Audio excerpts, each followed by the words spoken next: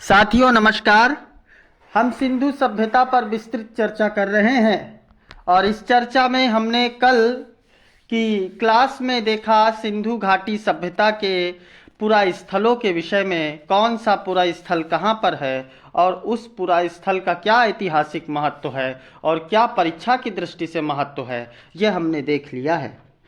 आज की क्लास सिंधु घाटी सभ्यता से ही संबंधित है। सिंधु घाटी सभ्यता की सामाजिक और राजनीतिक एवं आर्थिक स्थिति।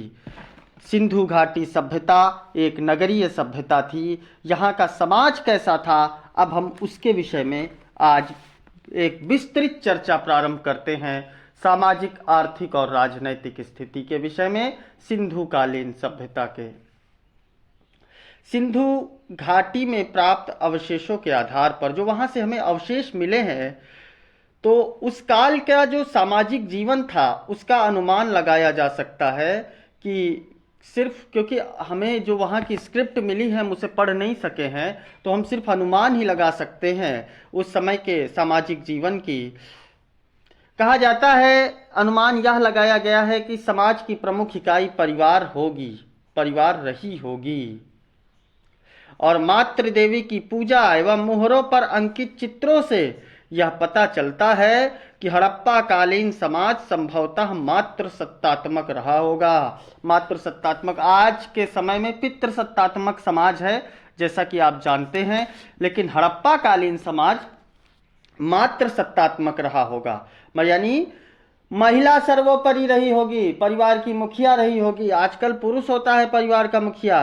समाज में वर्ण विभाजन का भी आधार मिलता है, जाति का विभाजन का भी हमें आधार मिलता है। जैसे विद्वान, पुरोहित, विद्वान और पुरोहित वर्ग, दूसरा योद्धा और व्यापारी वर्ग, तीसरा श्रमिक वर्ग जो आवासों की संरचना करता था, रहने की जगहों का निर्माण करता था, और समाज की आर्थिक विषमता को यह दर्शाता है। जो अलग अलग समूह में, वर्णात्मक समूह में समाज बटा हुआ था, इससे उस समय भी आर्थिक विषमता थी, इस बात का हम अनुमान लगाते हैं। हड़प्पा कालीन समाज में समता मूलक समाज था, बराबरी थी सभी की, कोई भी बड़ा ऊंचा नीचा नहीं था, समता मूलक था, सभी को न्याय मिलता था। हड़प्पा के जो लोग थे, हड़प्पा वासी थे, वो साज सज्जा पर विशेष ध्यान देते थे, दिखावे पर, पहनावे पर विशेष ध्यान देते थे। स्त्री एवं पुरुष दोनों आभूषण धारण करते थे।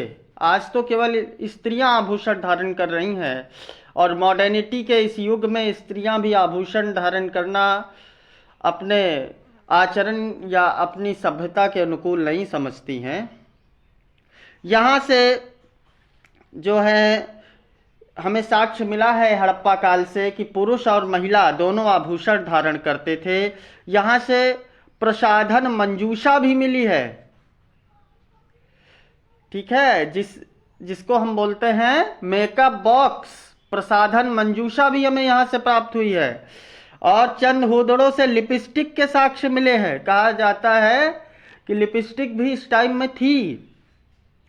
इस सभ्यता के लोग शाकाहारी और मांसाहारी दोनों प्रकार का भोजन करते थे। जो सिंधु सभ्यता के लोग थे वो सिर्फ मांसाहारी भोजन नहीं करते थे, वो शाकाहारी और मांसाहारी दोनों प्रकार का भोजन करते थे।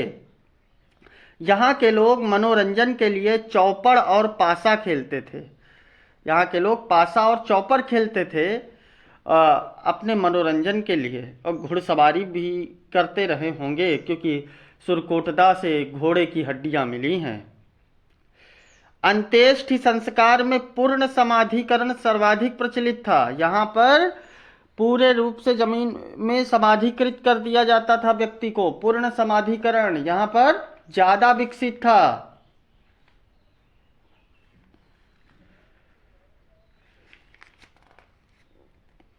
जबकि आंशिक समाधिकरण एवं दाह संस्कार का भी प्रचलन था। इस समय आंशिक यानी कुछ हड्डियों को गाड़ दिया जाता था, बाकी सब चीजें विनष्ट हो जाती थी, मतलब उनका समाधान कर दिया जाता था। और दाह संस्कार का भी प्रचलन था, जलाने का भी प्रचलन था इस समय।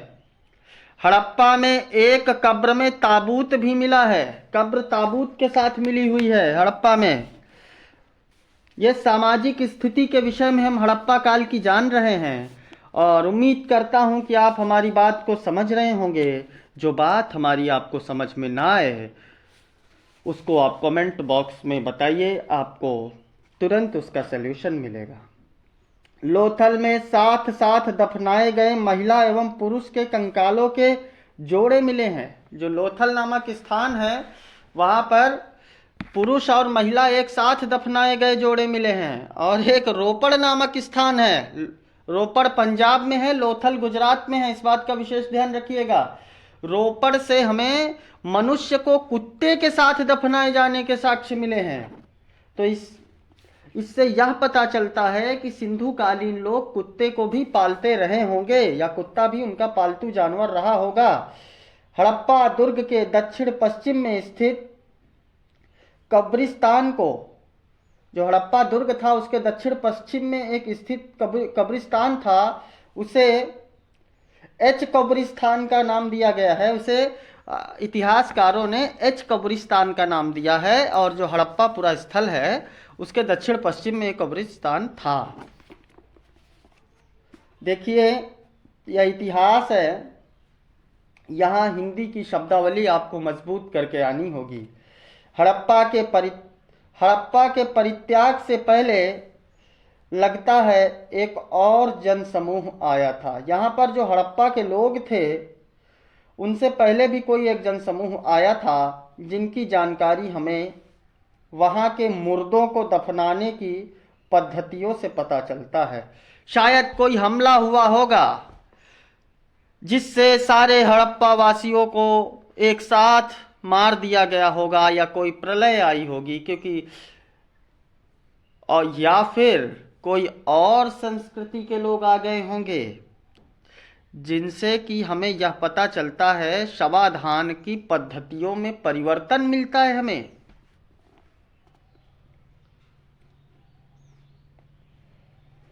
वे मिट्टी के जिन बर्तनों का इस्तेमाल करते थे वे हड़प्पा निवासियों के बर्तनों से अलग थे। जो नई संस्कृति के लोग यहाँ आए वो जिस मिट्टी के बर्तनों का प्रयोग करते थे वो हड़प्पा संस्कृति से थोड़ा अलग थे। उनकी संस्कृति को सिमेट्री एच कब्रिस्तान एच संस्कृति भी कहा जा सकता है, या कब्रिस्तान एच संस्कृति या सिमेट्री एच संस्कृति भी कहा जा सकता है।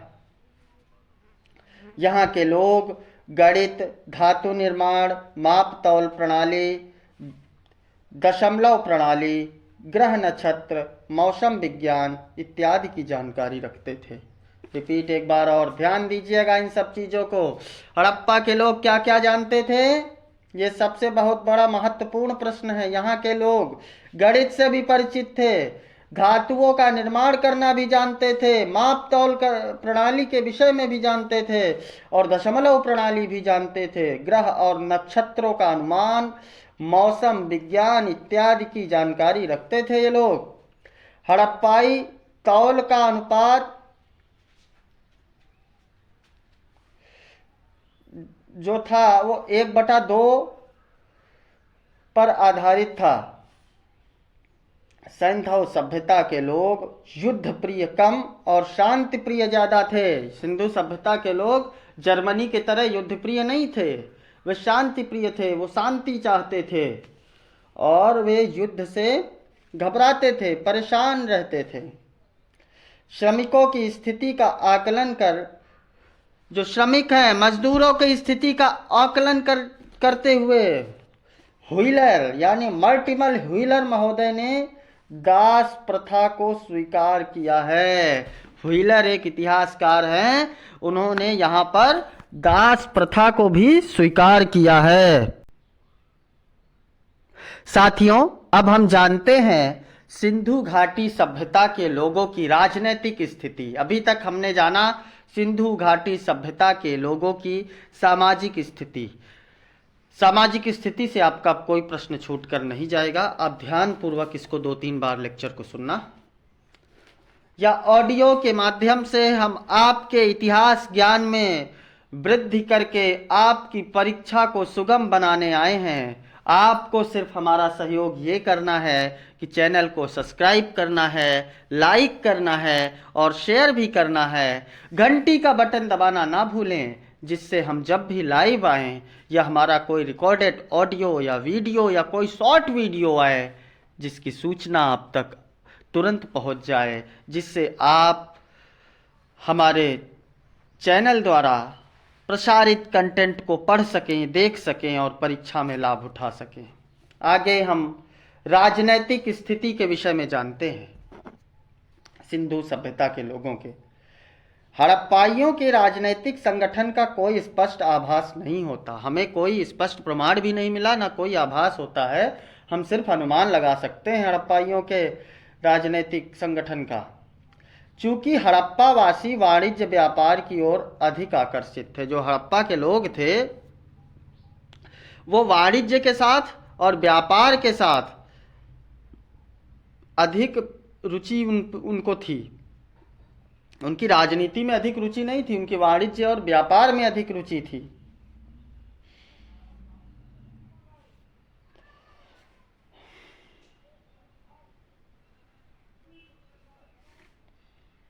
इसलिए ऐसा देखिए, जो हड़प्पावासी थे वे वाणिज्य और व्यापार की ओर अधिक आकर्षित थे। इसलिए ऐसा माना जाता है कि शासन व्यवस्था में भी वाणिक अथवा व्यापारी वर्ग की महत्वपूर्ण भूमिका थी। जो व्यापारी था और जो ट्रेडर्स थे उनकी भी सिंधु सभ्यता में महत्वपूर्ण भूमिका रही होगी या थी। और कोई राजनैतिक स्थिति का हमें सुस्पष्ट प्रमाण नहीं मिलता है यहाँ पर। स्टुअर्ट पिंगट नामक विद्वान ने सर्वप्रथम हड़प्पा और मोहनजोदड़ो को मिश्रित राजधानियों के रूप में वर्णित किया है। स्टुअर्ट पिंगट नाम के विद्वान थे जो हड़प्पा और मोहनजोदड़ो नामक जो दो भव्य नगर हैं हड़प्पा सिंधु सभ्यता के, उन्हें जुड़वा राजधानी की संज्ञा दिया। किसने? स्टुअर्ट पिंगट महोदय ने।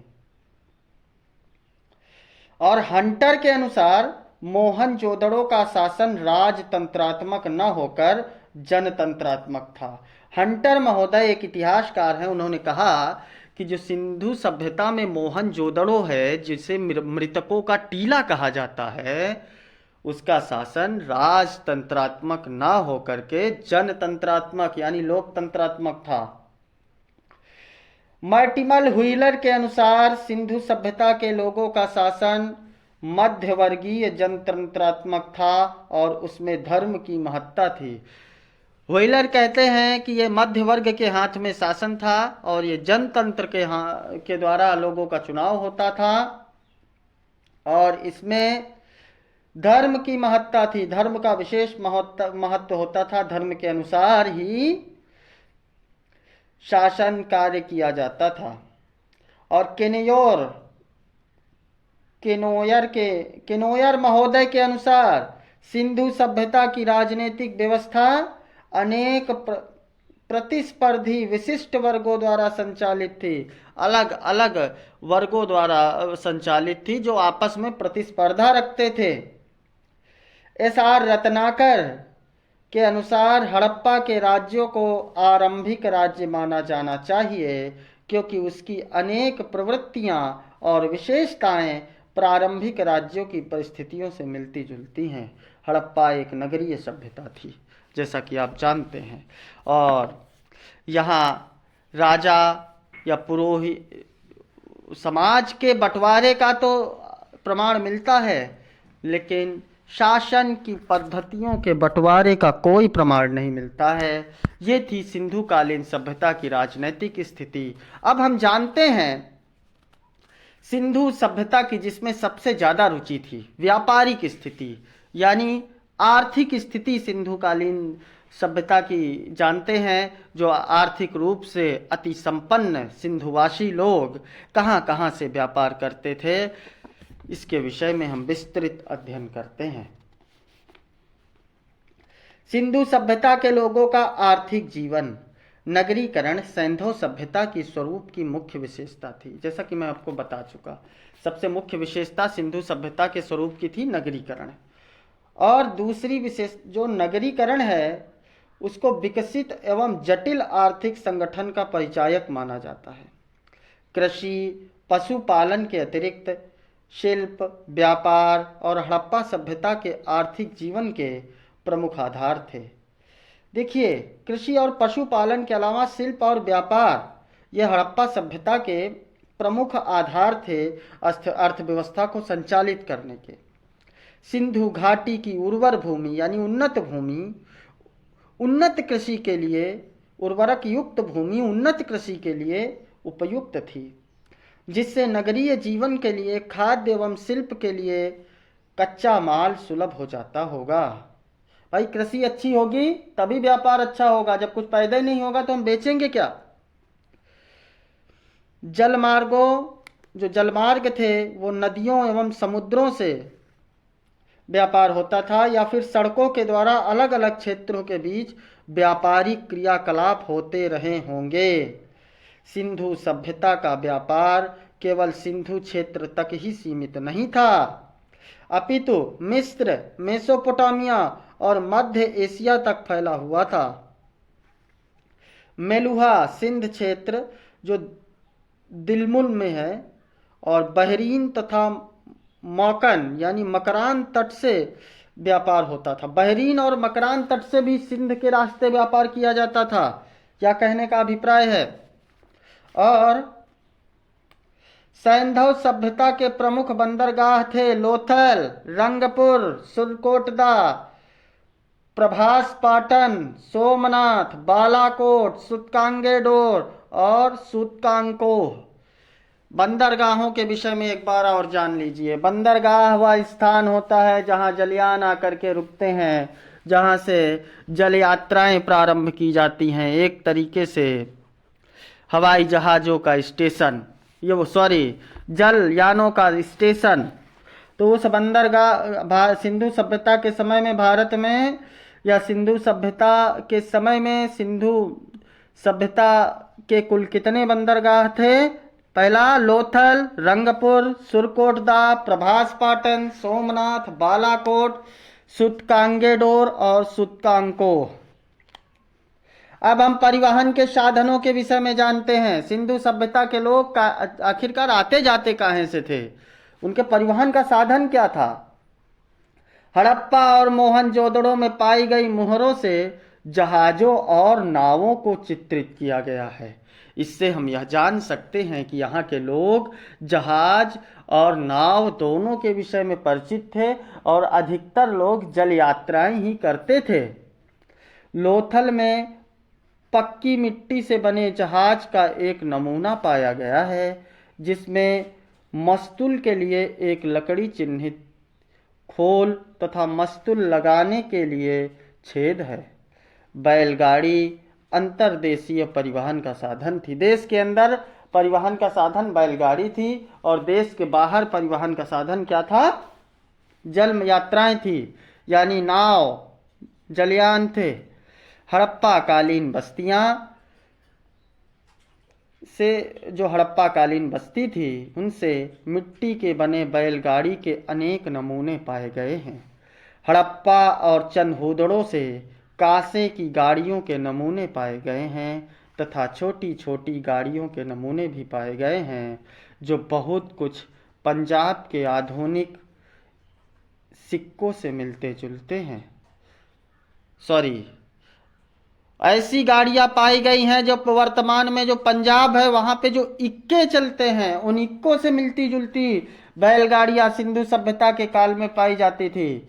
अब अगला है विनिमय पद्धति, यानी जो आदान प्रदान किया जाता था। भाई आजकल तो पैसा दिए सामान लिए, तो पहले क्या देते थे और सामान लेते थे। पहले भी तो दुकानें रही होंगी, लोग अपना व्यापार करते रहे होंगे, तो विनिमय का माध्यम क्या था, आदान प्रदान का माध्यम क्या था, ये देखते हैं।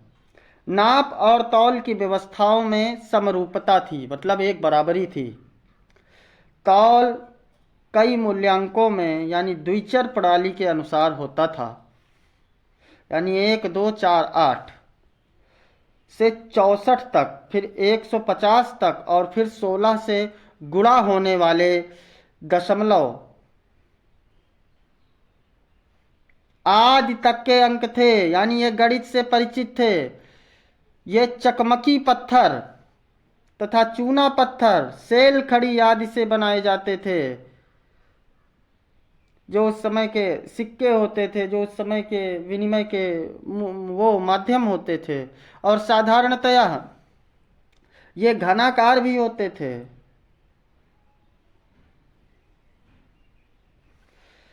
लंबाई 37.6 सेंटीमीटर की 1 फुट की इकाई पर आधारित थी। 37.6 सेंटीमीटर बराबर 1 फीट होता था, और एक हाथ की इकाई लगभग 51.8 सेंटीमीटर से 53.6 सेंटीमीटर तक होती थी, यानी 2 सेंटीमीटर के लगभग। मोहनजोदड़ो से सीप का तथा लोथल से हाथी के दांत से निर्मित एक एक पैमाना मिला है, जिसे स्केल, पटरी, जिससे हम पैमाना से हम क्या है मापते हैं। अब हम कृषि के विषय में जानेंगे। सिंधु सभ्यता के लोग कृषि कैसे करते थे, कृषि की उनमें उनकी रुचि किस प्रकार से थी, इसके विषय में जानते हैं। इस सभ्यता के लोग गेहूं, जौ, राई, मटर, तिल, सरसों, कपास आदि की कृषि करते थे। सबसे पहले कपास पैदा करने का श्रेय हड़प्पा वासियों को दिया जाता है। कहा जाता है कि हड़प्पा के लोगों ने सबसे पहले कपास पैदा किया था। यूनानियों ने भी इसे शिंडन या शिंडोन नाम दिया था हड़प्पा को। ये लोग तरबूज, खरबूजा, नारियल, अनार, नींबू, केला जैसे फलों से भी परिचित थे। हड़प्पाइयों के प्रमुख खाद्यान्न गेहूं तथा जौ थे। गेहूं की 2 प्रमुख किस्में थी, पहला टुट्टिकम, दूसरा कॉम्पेक्कम। जो पहला और जो दूसरा है टिट्टिकम या स्फेरोकम, ये जौ की 2 प्रमुख किस्में हैं। टुट्टिकम और स्फेरोकम जौ की 2 प्रमुख फसलें हैं, और होरेडियम और बगलौर, जिसे हम हेसाइस्टिकम भी कहते हैं, ये भी गेहूं की फसलें थीं। कृषि कार्य हेतु प्रस्तर यानी पत्थर एवं कांसे के औजारों का प्रयोग किया जाने लगा था। पत्थर और कांसे के औजार कृषि कार्यों के लिए प्रयोग किए जाते थे। इस सभ्यता के लोग लकड़ी के बने हल का प्रयोग करते थे। संभवतः हल का फाल नहीं मिला है, जो फाल जो होता है जिससे हल मिट्टी निकालते हुए चलता है, वो फाल नहीं मिला है। जबकि होंगे एवं कुदाल, जबकि जो 2 हैंगे हैं और कुदाल हैं, इनके साक्ष्य में मिले हैं। संभवतः हड़प्पाई लोगों ने गेहूं, जौ और कपास का ज्ञान मेहरगढ़ की नवपाषाण काल से युक्त बस्ती से प्राप्त किया था। ये कहा जा सकता है कि जो हड़प्पा के लोग थे वो मेहरगढ़ नवपाषाण काल की बस्ती है, वहाँ से उन्होंने ये सब प्राप्त किया था, मतलब गेहूं की फसलें वगैरह। कृषि उन्नतों के साथ साथ पशुपालन का भी विकास हुआ था। कृषि के कार्यों तथा व्यापार, परिवहन में पशुओं की महत्वपूर्ण भूमिका थी। भाई कृषि के कार्यों में बैलों का उपयोग था, परिवहन में भी बैलों का उपयोग था, और मनुष्य के निजी कार्यों के लिए भी बैलों का उपयोग किया जाता था। इसलिए हम कह सकते थे कि जानवर पालना मनुष्य ने शुरू कर दिया था। सुरक्षा के लिए कुत्ते का उपयोग किया जाता था, और दूध के लिए गाय और भैंस का उपयोग किया जाता रहा होगा।